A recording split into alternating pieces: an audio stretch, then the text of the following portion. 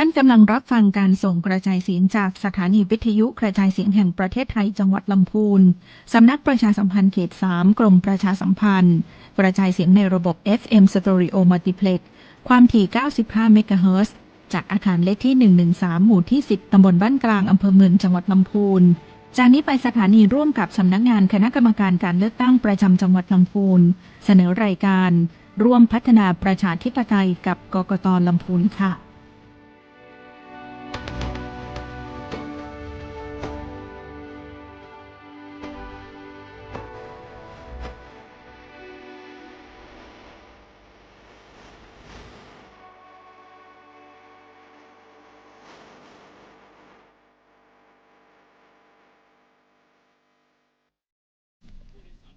สวัสดีครัสบวัสดีค่ะครับสวัสดีคุณผู้ชมผู้ฟังทาง FM 95 สวทจังหวัดลำพูนนะครับวันนี้ครับพบกันอีกครั้งนะครับทุกวันอังคารหลังเคารพธงชาติแบบนี้ครับกับรายการร่วมพัฒนาประชาธิปไตยกับกต.จังหวัดลำพูนครับผม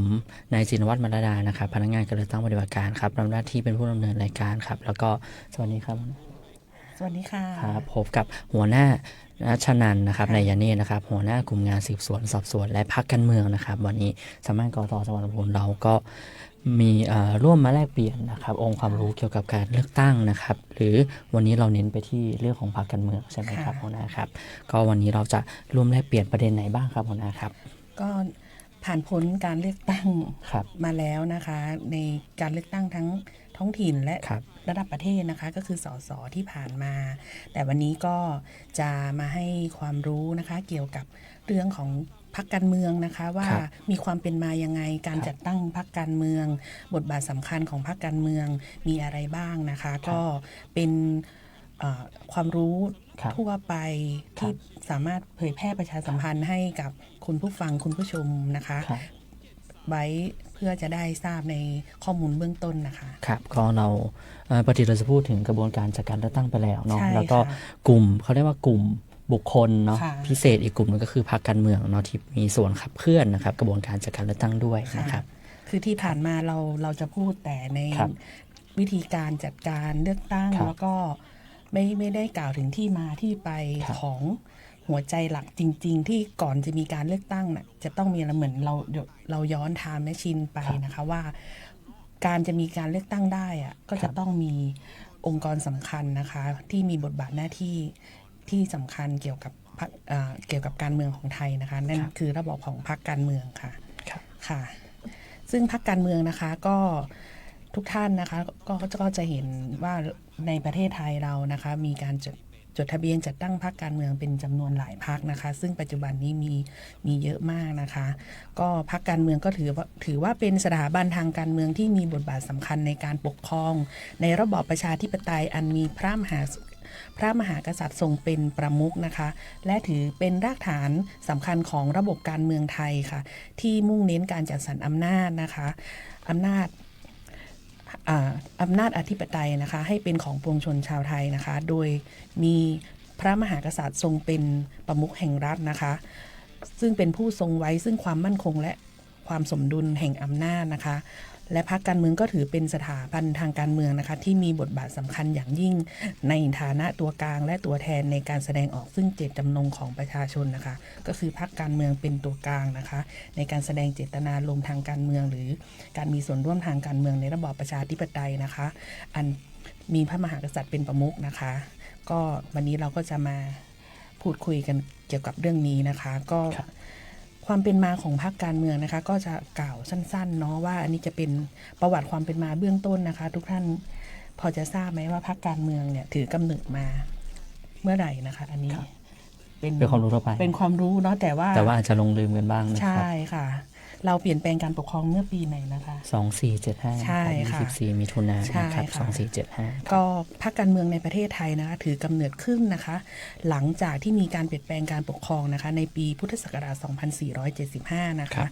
ซึ่งพรรคการเมืองพรรคแรกที่จดทะเบียนหลังพระราชบัญญัติพรรคการเมืองมีผลบังคับใช้นะคะคิดว่าเป็นพรรคอะไรคะน่าจะเป็นพรรคที่ยุบแล้วไหมครับคุณนะยุบเลยไป ก็พรรคนี้ไม่มีแล้ว ยังไม่ เนาะ มี แต่ว่า แล้ว คนจะเข้าใจว่าเป็นพรรคที่มีอยู่ แต่ ครับ จริง ๆแล้วนะคะ อันนี้คือเป็นพรรคที่มีการจดทะเบียนอย่างถูกต้องนะคะ ตามกฎหมายพระราชบัญญัติพรรคการเมือง นั่นก็คือพรรคเสรีมนังคศิลานะคะ จดทะเบียนเมื่อวันที่ 29 กันยายน 2498 นะคะ ซึ่งถือเป็นพรรคการเมืองพรรคแรกนะคะของไทยที่มีกฎหมายรับรองนะคะในก่อตั้งโดยจอมพล ป.พิบูลสงครามนะคะ ซึ่งพรรคนี้จะเป็นพรรคที่จดทะเบียนถูกต้องตามกฎหมายในลำดับที่หนึ่ง ส่วนพรรคประชาธิปัตย์เนาะที่ทุกคนเข้าใจว่าเป็นพรรคที่ก่อตั้งมาก่อน ครับ เนาะเป็นพรรคที่ก่อตั้งมาก่อนก็จริงนะคะ แต่ว่าเป็นพรรคที่จดทะเบียนจัดตั้งพรรคหลังจากที่มีพระราชบัญญัติพรรคการเมืองเป็นลำดับที่2นะคะในส่วนของพรรคประชาธิปัตย์เนี่ยก็เป็นพรรคที่จดทะเบียนเป็นพรรคที่2นะคะหลังจากพรรคมนังคศิลานะคะในตรงนี้ก็จะเป็นความรู้ทั่วไปเกี่ยวกับพรรคการเมืองนะคะว่าก็พรรคไหนมีมาก่อนนะคะ แล้วก็เริ่มมายังไงก็เนื้อหาก็จะมีค่อนข้างจะเยอะ แต่ว่าจะเป็นความรู้ที่สกัดมาให้คุณผู้ฟังคุณผู้ชมได้รับฟังกันง่ายๆนะเบื้องต้นเป็นข้อมูลนะคะ ซึ่งพรรคการเมืองเนี่ยก็ถ้าตามรัฐธรรมนูญนะคะก็ถือเป็นกลุ่มบุคคลเนาะเป็นกลุ่มตามพระราชบัญญัติประกอบรัฐธรรมนูญนะคะว่าด้วยพรรคการเมืองได้กำหนดความหมายของพรรคการเมือง ซึ่งหมายถึงคณะบุคคลที่รวมตัวจัดตั้งเป็นพรรคการเมือง โดยได้จดทะเบียนตามพระราชบัญญัติประกอบรัฐธรรมนูญนะคะฉบับนี้นะคะก็คือพระราชบัญญัติว่าด้วยพรรคการเมืองนะคะโดยกำหนดให้เลขาธิการคณะกรรมการการเลือกตั้งเป็นนายทะเบียนพรรคการเมือง ซึ่งทำหน้าที่ในการรับจดแจ้งจัดตั้งพรรคการเมืองและมีอำนาจตามพระราชบัญญัติประกอบรัฐธรรมนูญนี้นะคะทั้งนี้ภายใต้การกำกับและควบคุมของคณะกรรมการการเลือกตั้งหรือกกต.ค่ะก็คือความหมายง่ายๆก็คือพรรคการเมืองก็ถ้าตามกฎหมายอ่ะก็จะหมายถึงคณะบุคคลนะคะที่มีการรวมตัวกันนะคะจัดตั้งเป็นพรรคการเมืองจัดรวมตัวกันยังไม่พอจะต้องจดทะเบียนให้ถูกต้องตามกฎหมายเนาะก็คือกฎหมายว่าด้วยพรรคการเมืองนี่แหละค่ะใครเป็นคนจัดตั้งนะคะจดทะเบียนรับจดทะเบียนก็คือนายทะเบียนพรรคการเมืองนะคะนายทะเบียนพรรคการเมืองก็คือเลขาธิการคณะกรรมการการเลือกตั้งกำกับดูแลโดยนะคะแต่ทั้งนี้ก็ต้องเป็น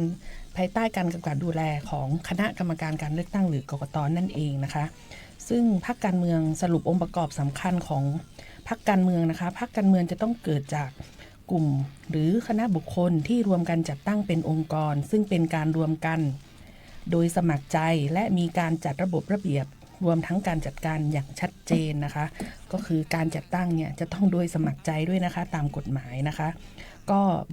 จะตั้งโดยกลุ่มบุคคลหรือคณะบุคคลที่รวมกันนะคะก็ถ้าตามกฎหมายก็จำนวนไม่น้อยกว่า500คนนะคะ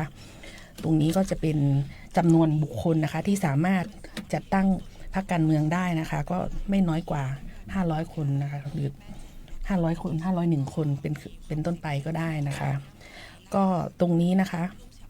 โดยในการจัดตั้งพรรคการเมืองนั้นก็ต้องมีคนแล้วก็ต้องมีเงินเนาะมีทุนประเดิมนะคะถ้าตามกฎหมายเนี่ยก็กำหนดให้มีทุนประเดิมนะคะ1 ล้านบาทนะคะโดยผู้ร่วมจัดตั้งร่วมทุนได้นะคะคนละไม่น้อยกว่า 1,000 ถึง 50,000 บาทนะคะก็คือไม่ใช่ว่าจะจ่ายคนเดียว1 ล้านนี้ไม่ได้นะคะต้องร่วมแชร์กันเนาะได้คนละ1ไม่น้อยกว่า 1,000 ถึง 50,000 บาทนะคะอันนี้กฎหมายกำหนดเลยนะคะ2นะคะพรรคการเมืองจะต้องมีอุดมการณ์หรือหลักการที่เกิดจากทัศนะที่สอดคล้องต้องกันและให้ความสำคัญกับประโยชน์สาธารณะต้องให้ความสำคัญกับการกำหนดและผลักดันนโยบายสาธารณะนะคะในส่วนของข้อนี้ก็ต้องนอกจากมีอุดมการณ์ร่วมกันแล้วนะคะหลักการน่ะต้องเป็นการทำประโยชน์เพื่อที่เกี่ยวกับนโยบายสาธารณะไม่ใช่ของคนใดคนหนึ่งนะคะต้องเป็นประโยชน์ที่ของส่วนรวมนะคะแล้วนอกจากนี้นะคะพรรคการเมืองจะต้องมีอุดมการณ์หลักการนะคะที่เกิดจากทัศนคติซึ่งสอดคล้องกันนะคะเป็นต้นนะคะก็เนี่ยอันนี้สำคัญเลยอีกข้อหนึ่งนะคะพรรคจะต้องดำเนินการสรรหาผู้แทนเพื่อลงสมัครรับเลือกตั้งนะคะ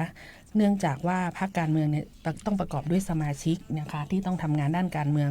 เป็นตัวแทนของประชาชนนะคะดังนั้นวัตถุประสงค์หลักก็ต้องมีการสรรหาตัวแทนเพื่อลงสมัครรับเลือกตั้งซึ่งเรา ถ้าเป็นภาษาที่เราเคยได้ยินตามสื่อนะคะก็การทำ primary vote นะคะก็คือค้นหาเฟ้นหาตัวแทนนะคะในการร่วมลงสมัครสสนะคะหรือเสนอชื่อนายกรัฐมนตรีนะคะในส่วนตรงนี้ที่เราจะเห็นนี่คือความสำคัญของพรรคการเมืองนะคะที่ต้องมีองค์ประกอบสำคัญนะคะนอกจากนี้นะคะจัดตั้งพรรคแล้วนะคะก็ต้องมีความปรารถนามุ่งหวังที่จะเป็นรัฐบาลนะคะก็คือพรรคการเมืองทุกพรรคย่อมต้องการคะแนนเสียงสนับสนุนจากประชาชนให้ได้มากเพียงพอที่จะจัดตั้งรัฐบาลนะคะหรือเป็นส่วนหนึ่งในการจัดตั้งรัฐบาลนะคะเพื่อให้มีอำนาจในการผลักดันนโยบายและบริหารประเทศตามอุดมการณ์ของพรรคการเมืองนอกจากพรรคจะสรรหาผู้แทนแล้วก็ต้องมีความปรารถนาที่จะมุ่งหวังในการจัดตั้งรัฐบาลหรือมีส่วนร่วมในการในรัฐบาลนะคะก็ไม่จำเป็นจะต้องได้รับเลือกตั้งให้เป็นนายกหรือตั้งเป็นครม.แบบทุกครม.ทุกรัฐมนตรีนะคะอาจจะเป็นผู้นำทางฝ่ายค้านอันนี้ก็ถือว่าเป็นการมีส่วนร่วมเช่นเดียวกันนะคะแต่ทั้งนี้ข้อนี้ก็เหมือนกับว่าพรรคอันนี้จะต้องมีการ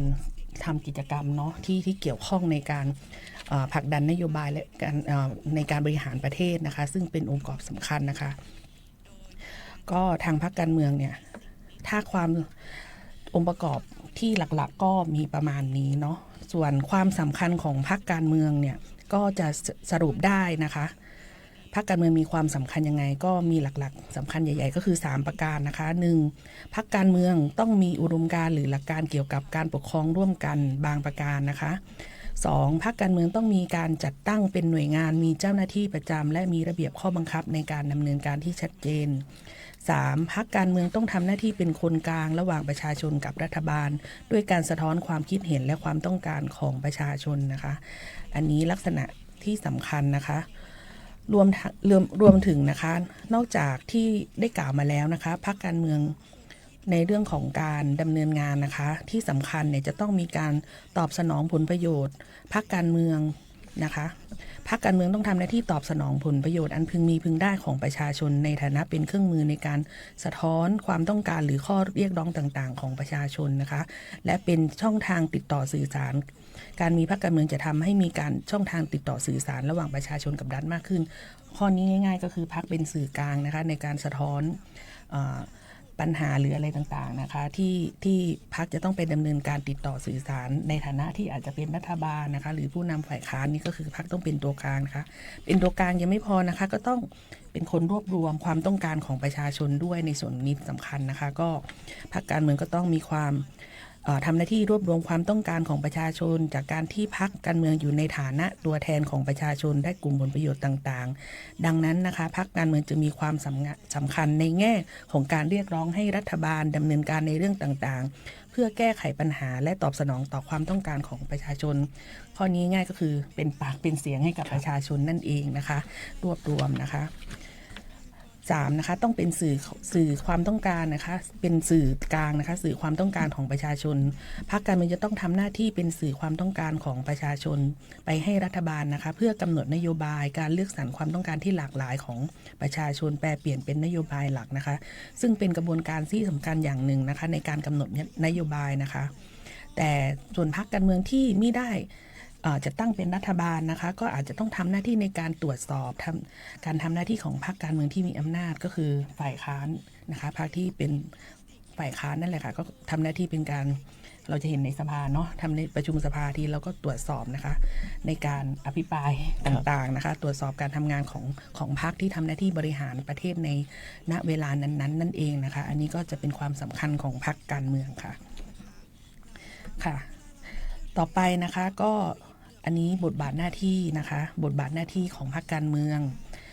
ถามว่ามีพรรคการเมืองแล้วพรรคทำหน้าที่อะไรบ้างเนาะก็หลักๆสำคัญนะคะพรรคการเมืองเนี่ยประการแรกนะคะพรรคการเมืองจะต้องทำหน้าที่นะคะให้ความรู้ทางการเมืองแก่ประชาชน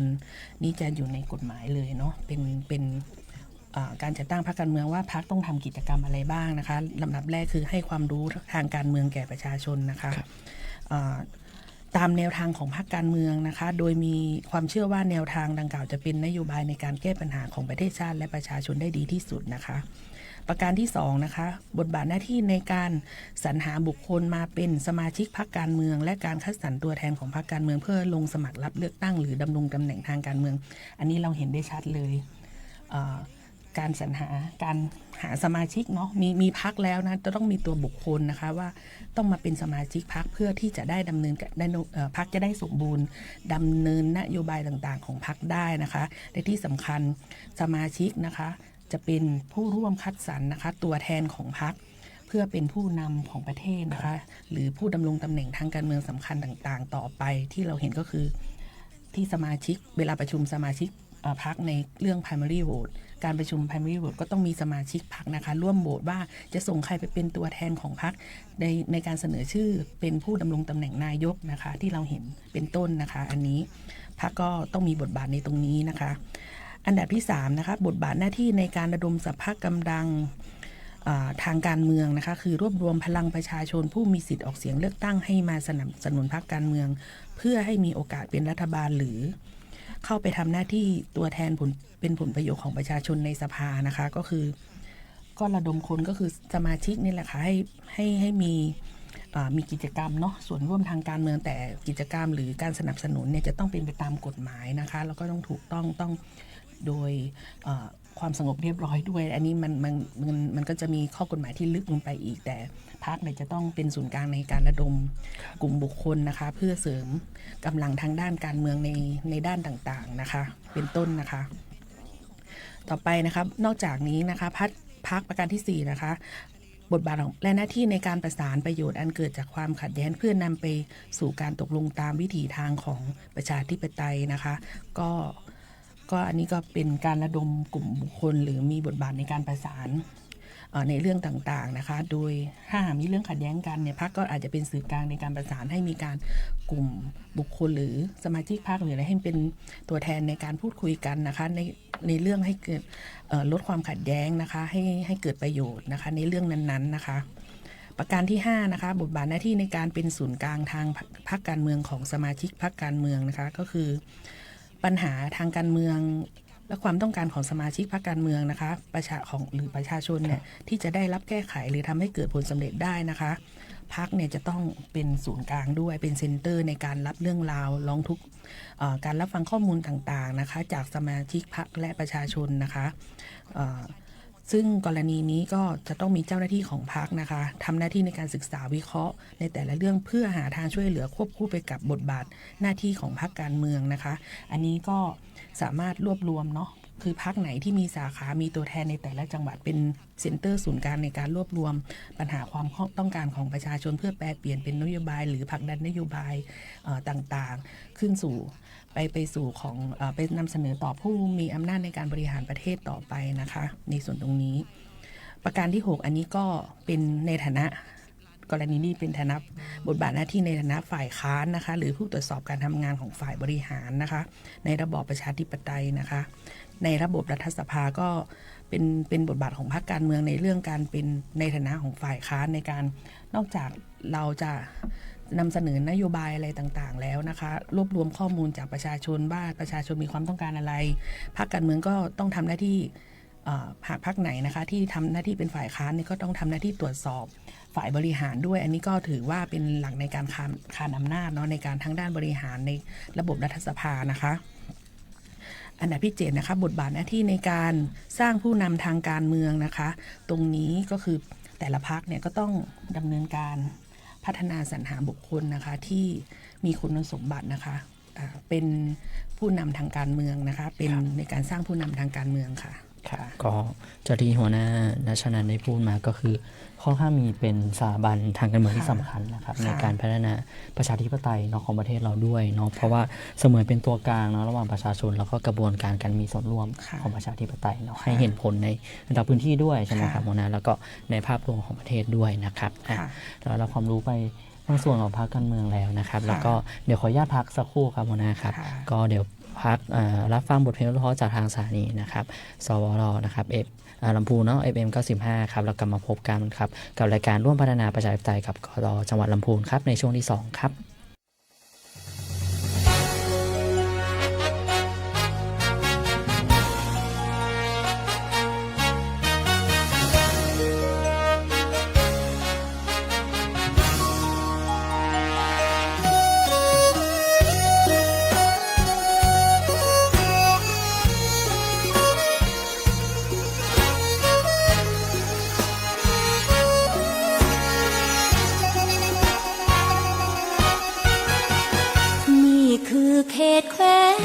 ริพุนชัยงดงามเลือน้ำไปไกล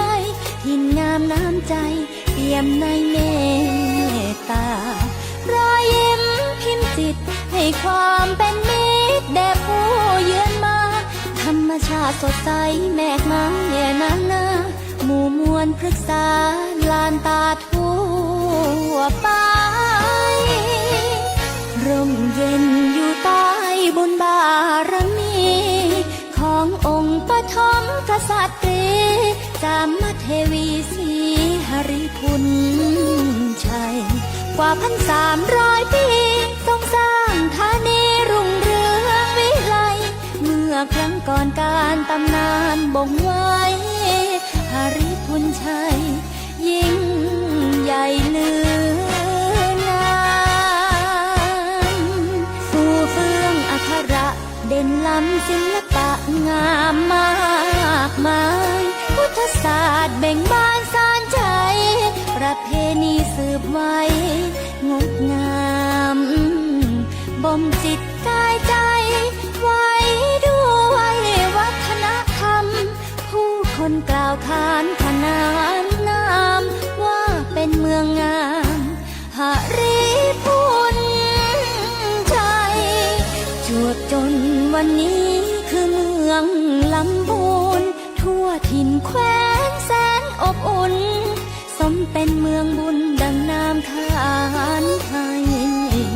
อุดมสมบูรณ์ด้วยพืชพันธุ์ธัญญาหารทั่วไป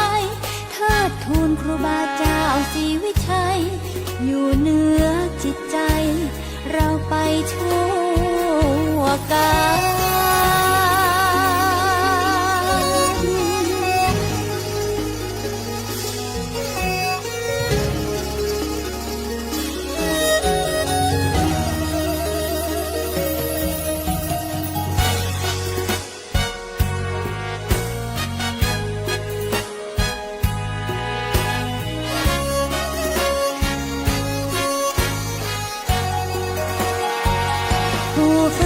อัคระเด่นล้ำศิลปะงามมา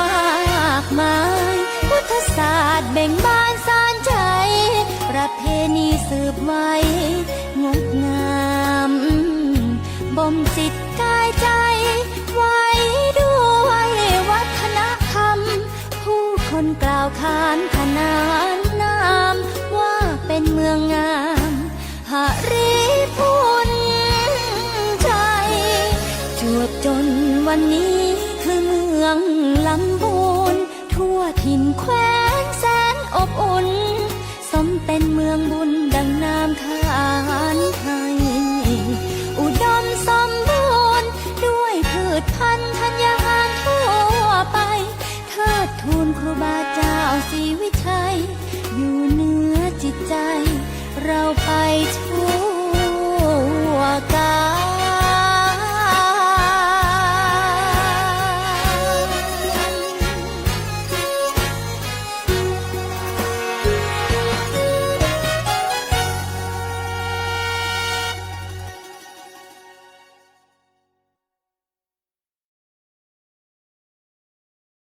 ครับสวัสดีครับคุณผู้ชมคุณผู้ฟังทาง FM 95 สวทจังหวัดลำพูนนะครับพบกับรายการร่วมพัฒนาประชาธิปไตยกับกต.จังหวัดลำพูนนะครับในช่วงที่2นะครับนะช่วงแรกเราก็ได้อธิบายไปแล้วเนาะว่าพรรคการเมืองนะครับมีความสำคัญยังไงบ้างนะครับต่อกระบวนการประชาธิปไตยด้วยแล้วก็ต่อประชาชนด้วยนะครับหัวหน้าครับช่วงที่2นี้เรามาต่อในความรู้ต่อไปของกระบวนการของพรรคการเมืองนะครับค่ะครับในช่วงแรกเราได้ทราบถึงการจัดตั้งพรรคการเมืองนะคะแล้วก็ความสำคัญของพรรคการเมืองนะคะแต่ในช่วงนี้นะคะก็จะเป็นความรู้เกี่ยวกับกรณีที่มีการจัดตั้งพรรคแล้วเนี่ยพรรคจะต้องดำเนินกิจกรรมอะไรบ้างนะคะตามกฎหมายนะคะซึ่งตามกฎหมายที่สำคัญนะคะพรรคการดำเนินกิจกรรมต่างๆก็จะมีในกฎหมายหลักสำคัญก็คือพระราชบัญญัติประกอบรัฐธรรมนูญว่าด้วยพรรคการเมืองพุทธศักราช 2560 นะคะมาตรา 23 อันนี้กำหนดไว้เลยนะคะว่าเมื่อพรรคการเมืองได้จัดตั้งขึ้นแล้วนะคะ ได้กำหนดให้พรรคการเมืองต้องดำเนินกิจกรรมทางการเมืองตามหลักการปกครองในระบอบประชาธิปไตยอันมีพระมหากษัตริย์ทรงเป็นประมุขนะคะอย่างน้อยในแต่ละปีพรรคการเมืองต้องมีกิจกรรมอย่างใดอย่างหนึ่งหรือหลายอย่างนะคะดังต่อไปนี้นะคะกิจกรรมที่1นะคะส่งเสริมให้สมาชิกและประชาชนมีความรู้ความเข้าใจที่ถูกต้องเกี่ยวกับการปกครองในระบอบประชาธิปไตยอันมีพระมหากษัตริย์ทรงเป็นประมุขการใช้สิทธิและเสรีภาพอย่างมีเหตุผลและมีความรับผิดชอบต่อสังคมนะคะและความรู้เกี่ยวกับหน้าที่ของปวงชนชาวไทยอันนี้ก็เป็นหน้าที่ของพรรคเลยนะคะที่จะต้องดำเนินกิจกรรมในการให้ความรู้กับประชาชนเกี่ยวกับระบบการปกครองในระบอบประชาธิปไตยอันมีพระมหากษัตริย์เป็นประมุขนะคะรวมถึงบทบาทสิทธิหน้าที่ตามรัฐธรรมนูญด้วยอันนี้เราก็จะเห็นนะคะแล้วก็ความรู้ความรู้ที่เกี่ยวข้องอย่างเช่นที่เราเห็นเนี่ยก็คือตอนนี้เนาะมีวิชาพลเมืองนะคะก็ถือว่าเป็นการกำหนดในเรื่องการให้ความรู้แก่ประชาชนด้วยนะคะอันดับที่2นะคะกิจกรรมที่2ที่ทำได้นะคะก็คือร่วมกับประชาชนในการหาแนวทางการพัฒนาประเทศและการแก้ไขปัญหาต่างๆที่เกิดขึ้นในสังคมอย่างมีเหตุผลโดยคำนึงถึงความสมดุลระหว่างการพัฒนาด้านวัตถุกับการพัฒนาด้านจิตใจและความอยู่เย็นเป็นสุขของประชาชนประกอบกันอันนี้อ่านตามข้อกฎหมายเลยเนาะก็พูดสั้นๆง่ายๆเนาะก็ต้องมีส่วนร่วมกับประชาชนนะคะในการหาแนวทางต่างๆในการพัฒนาประเทศนะคะแต่ทั้งนี้ก็ต้องคำนึงถึงสมดุลระหว่างการพัฒนาด้านวัตถุด้านจิตใจนะคะและความเป็นอยู่ด้วย3อย่างนี้ต้องสมดุลกันจะพัฒนาด้านวัตถุอย่างเดียวก็ไม่ได้เนาะแต่ต้องควบคู่กันไปนะคะทั้ง3อย่างวัตถุจิตใจแล้วก็ความอยู่เย็นเป็นสุขนะคะของประชาชนประกอบกันนะคะข้อที่3นะคะกิจกรรมที่สามารถทำได้นะคะก็ส่งเสริมการมีส่วนร่วมของประชาชนในการดำเนินกิจกรรมทางการเมืองตลอดการตรวจสอบการใช้อำนาจรัฐและการดำเนินงานขององค์กรอิสระอย่างมีเหตุผลอันนี้ส่งเสริมกิจกรรมของประชาชนนะคะที่เกี่ยวข้องกับการตรวจสอบการใช้อำนาจรัฐรวมถึงการดำเนินงานขององค์กรอิสระนะคะอันดับที่4นะคะส่งเสริมให้สมาชิกและประชาชนมีความสามัคคีปรองดองรู้จักยอมรับในความเห็นทางการเมืองโดยสุจริตที่แตกต่างและแก้ไขปัญหาความขัดแย้งทางการเมืองโดยสันติวิธีเพื่อประโยชน์สุขของประเทศและประชาชนนะคะก็คือนี้ส่งเสริมให้สมาชิกและประชาชนให้มีความรู้รักสามัคคีปรองดองกันนะคะแล้วก็ยอมรับความเห็นต่างเนาะในนี้คือหลักของการปกครองในระบอบประชาธิปไตยนะคะแล้วก็แก้ปัญหาทางการเมืองต่างด้วยสันติวิธีนะคะอันดับที่5นะคะกิจกรรมที่สามารถทำได้ก็กิจกรรมอื่นใดอันจะยังประโยชน์ต่อการพัฒนาระบอบประชาธิปไตยอันมีพระมหากษัตริย์ทรงเป็นประมุขรวมทั้งการพัฒนาพรรคการเมืองให้เป็นสถาบันทางการเมืองของประชาชนนะคะทางนี้ตามที่ได้รับความเห็นชอบจากคณะกรรมการการเลือกตั้งนะคะข้อนี้ก็คือเป็นข้อเปิดกว้างนะคะว่าไม่จำเป็นจะต้องมีแค่4ข้อนะคะแต่ถ้าพรรคการเมืองไหนเห็นว่ามีกิจกรรมไหนนะคะที่เป็นประโยชน์ต่อการพัฒนาระบอบการปกครองนะคะของเรานะคะก็สามารถเสนอกิจกรรมนะคะที่ท่านจะทำนะคะเสนอต่อคณะกรรมการการเลือกตั้งนะคะให้ความเห็นชอบในการกิจกรรมในเรื่องของการพัฒนาเกี่ยวกับเรื่องของพรรคการเมืองได้นะคะอันนี้เป็นหลักสำคัญใหญ่ๆนะคะในการกำหนดกิจกรรมของพรรคการเมืองที่สามารถกระทำได้นะคะตามกฎหมายนะคะอันนี้ก็จะเป็นเรื่องเกี่ยวกับพรรคละนะคะก็ทราบกันว่าพรรคมีความสำคัญยังไงบทบาทหน้าที่นะคะแต่อันนี้ก็จะลงลึกเข้าไปใกล้กว่าเราใกล้กว่าเดิมเนาะว่า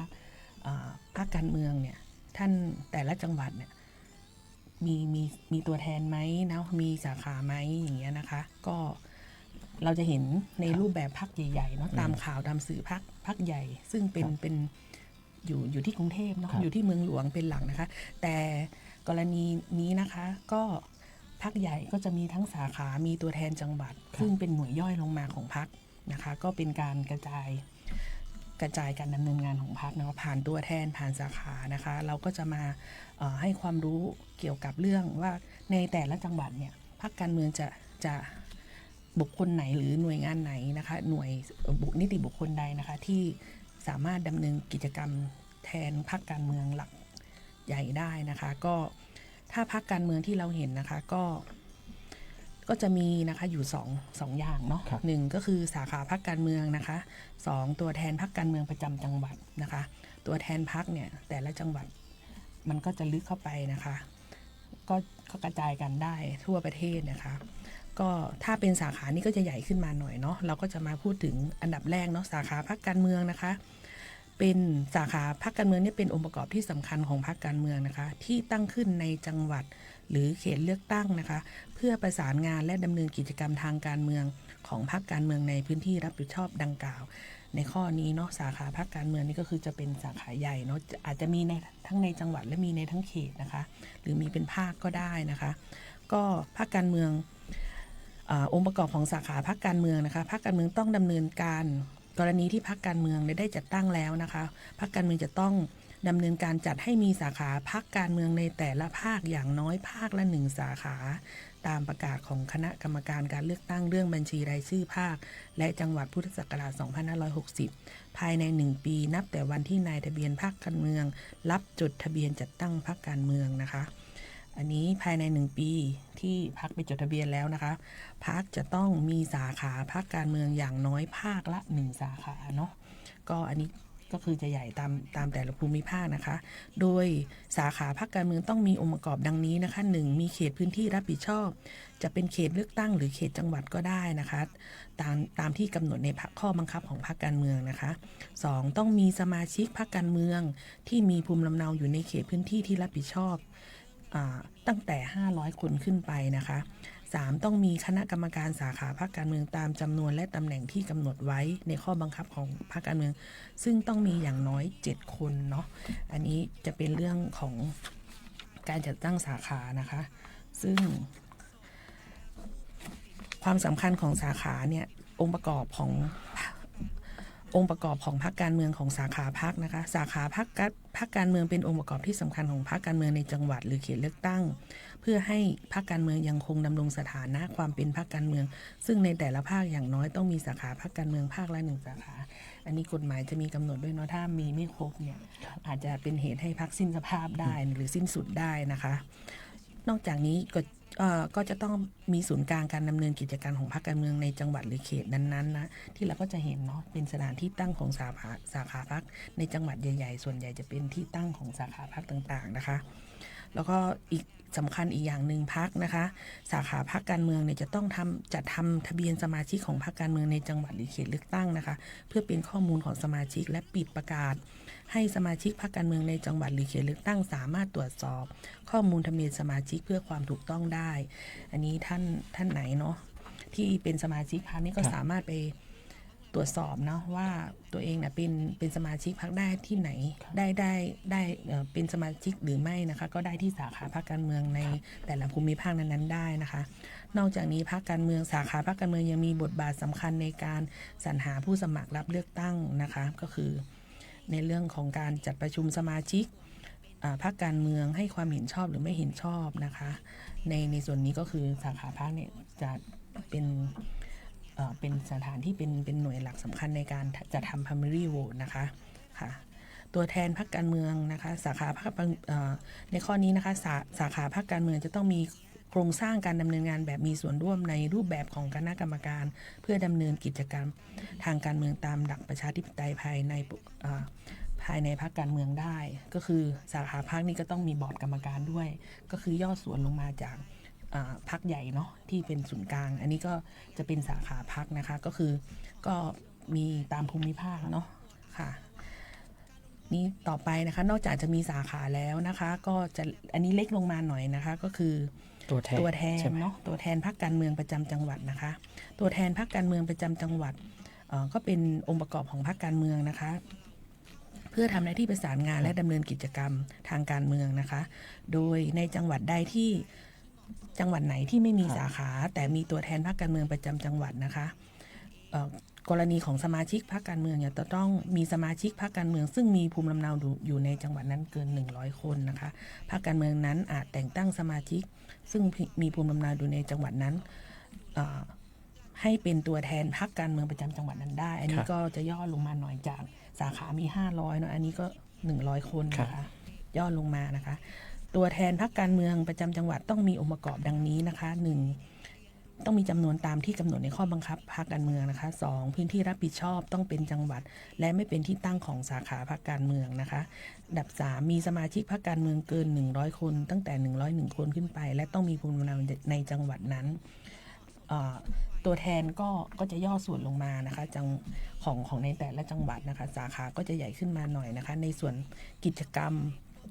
ของตัวแทนพรรคการเมืองเนี่ย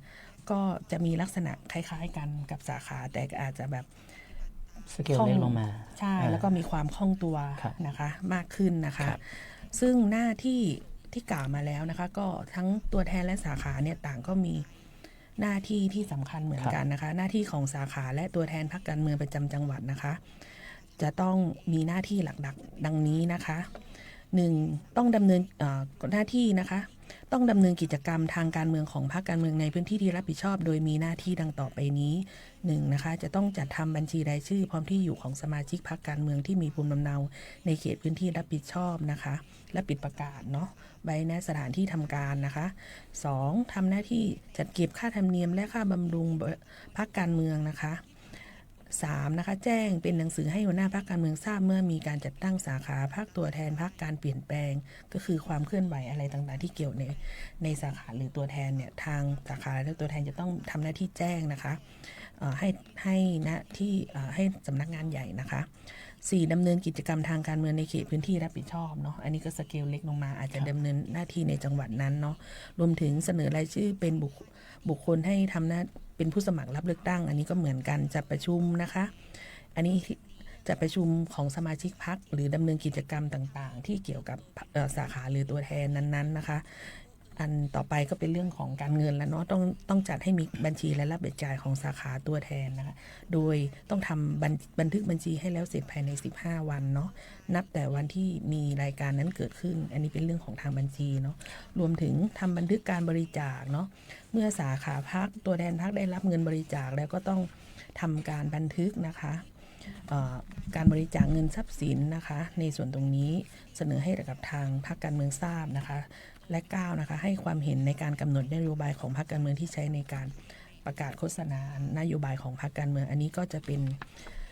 หน้าที่สำคัญของตัวแทนและสาขาพรรคการเมืองนะคะซึ่งก็ในระดับพื้นที่จังหวัดลำพูนก็มีเหมือนกันนะครับทั้งสาขาและตัวแทนเนาะก็หลายๆพรรคอยู่ด้วยกันนะครับใช่ค่ะแต่ตอนนี้มีอัปเดตมากขึ้นเนาะจากตอนแรกทั้งตัวแทนทั้งสาขาเนี่ยรวมกันตอนนี้ประมาณ8แล้วค่ะแต่อาจจะหลังจากนี้ไปอาจจะมีพรรคอื่นเพิ่มขึ้นมานะคะเพราะว่าถือว่าจังหวัดลำพูนเป็นจังหวัดใช่ค่ะประชาชนมีความสนใจมีความตื่นตัวในการที่จะร่วมพัฒนาในระบอบประชาธิปไตยอันมีพระมหากษัตริย์เป็นประมุขนะคะในเรื่องของการดำเนินกิจกรรมทางการเมืองต่างๆค่ะในส่วนของพรรคการเมืองก็พอประมาณเนาะแต่ถ้ามีเวลาเหลือในครั้งต่อไปอาจจะมาพูดเรื่องของเล็กลงมาหน่อยเนาะเรื่องสมาชิกพรรคการเมืองถือว่าจริงๆแล้วเป็นความรู้ที่ประชาชนทั่วไปอาจจะยังไม่ทราบเนาะว่าในส่วนของพรรคการเมืองเนี่ยเขามีความสำคัญยังไงเพราะว่าเห็นจากหน้าข่าวก็จะเห็นเฉพาะพรรคใหญ่ๆใช่ไหมครับที่ดำเนินการแต่อาจจะยังไม่ทราบว่าในระดับพื้นที่ก็มีเหมือนกันนะครับว่ามีการดำเนินการในรูปของตัวแทนหรือว่าสาขาอย่างที่หัวหน้าณชนันได้แจ้งไปนะครับผมก็จริงๆแล้วประชาชนก็สามารถตรวจสอบการเป็นสมาชิกพรรคได้ง่ายๆนะครับในผ่าน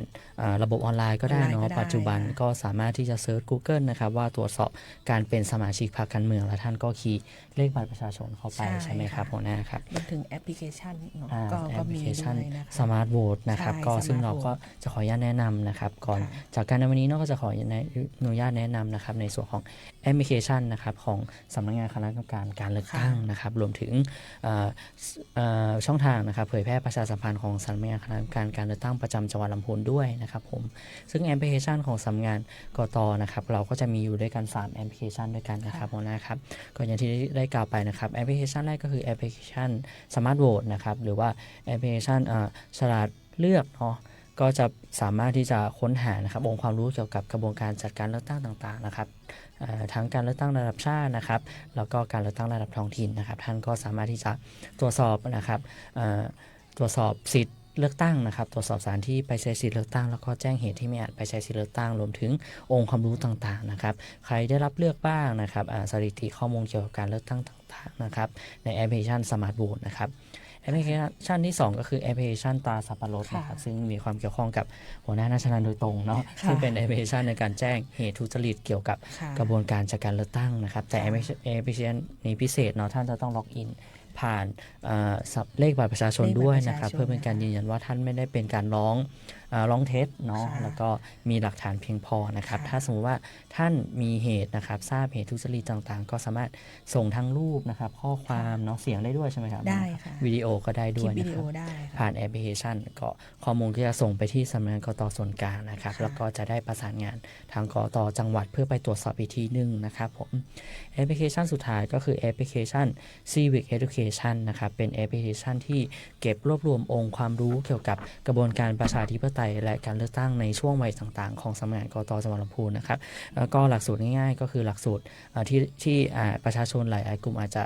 เคยได้ยินมาบ้างนะครับก็คือหลักสูตรพลเมืองคุณภาพนะครับก็จะมีเนื้อหาความรู้ต่างๆนะครับแบบทดสอบต่างๆนะครับผมก็ท่านที่เป็นคุณครูนะครับก็สามารถที่จะดาวน์โหลดแอปพลิเคชัน Civic Education มาได้เนาะเพื่อที่จะมาใช้ในการให้ความรู้เกี่ยวกับนักเรียนนะครับรวมถึงประชาชนทั่วไปก็สามารถดาวน์โหลดเพื่อศึกษาหาความรู้ได้ด้วยนะครับก็จะเป็น3แอปพลิเคชันที่จะมาแนะนำกันนะครับก็ย้ำอีกทีก็คือ1ก็คือแอปพลิเคชัน Smart Vote นะครับ2แอปพลิเคชันตาสับปะรดนะครับและแอปพลิเคชันที่3ก็คือแอปพลิเคชัน Civic Education นะครับผมซึ่งในช่องทางประชาสัมพันธ์ของสำนักงานกต.จังหวัดลำพูนก็จะมีหลายช่องทางด้วยกันนะครับหนึ่งก็คือ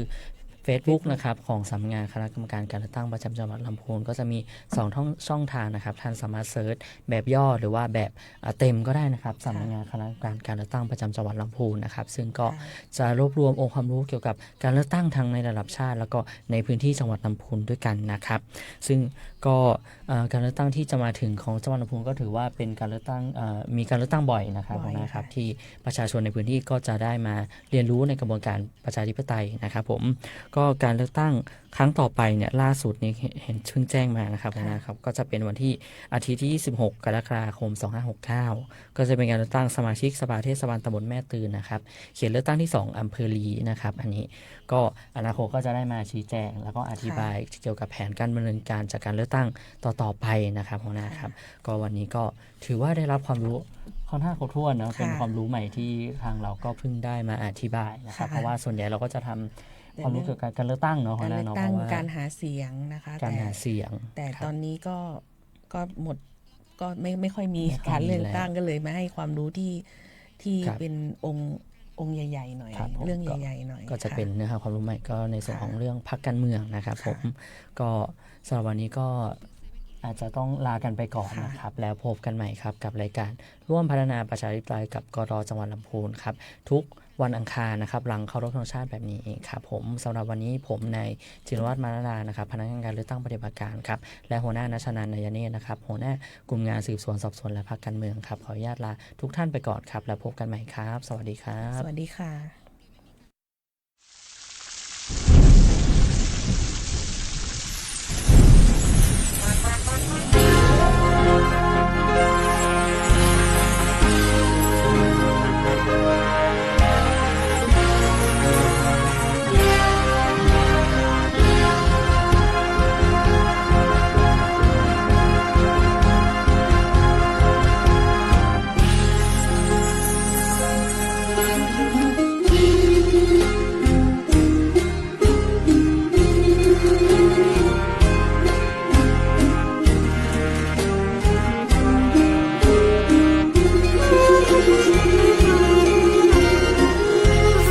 สายฟ้าก้องทั่วท้องพนา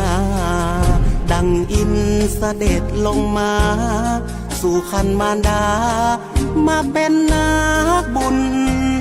เดิมชื่ออินเฟือนฟ้าสั่นสะเทือนทั่วเมืองลำพูนเดือน9ปีขานก่อนนู้นกำเนิดนักบุญของล้านนาไทยคนน้อมนบ เคารพศรัทธาทั่วไทยกราบไหว้บูชากำหนดฉายาครูบาศรีวิชัยด้วยบารมีสถูปเจดีย์ทุกที่ทำได้ดอยสุเทพแม้สูงเพียงใดสร้างทางขึ้นไปด้วยแรงศรัทธาครูบานั้นมาถูกมารคอยชมต้องอธิกรณ์ลายยกท่านจึงตกเป็นผู้ต้องหาเกือบ30 ปีด้วยบารมีท่านจึงรอดมาตราบชั่วชีวิตครูบาท่านปรารถนาให้บรรลุธรรม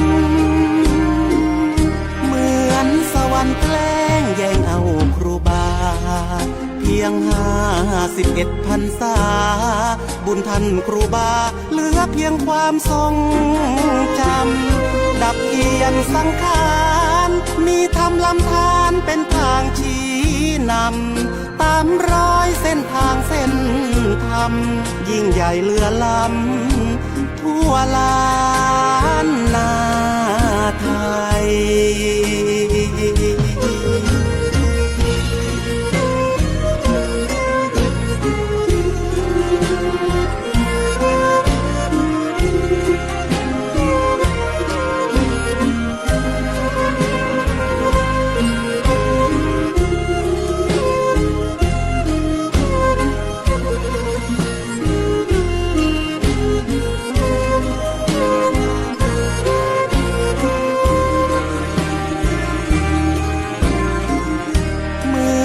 สวรรค์แกล้งแย่งเอาครูบาเพียง51 พรรษาบุญท่านครูบาเหลือเพียงความทรงจำดับเทียนสังขารมีธรรมลำธารเป็นทางชี้นำตามรอยเส้นทางเส้นธรรมยิ่งใหญ่เรือล้ำทั่วลา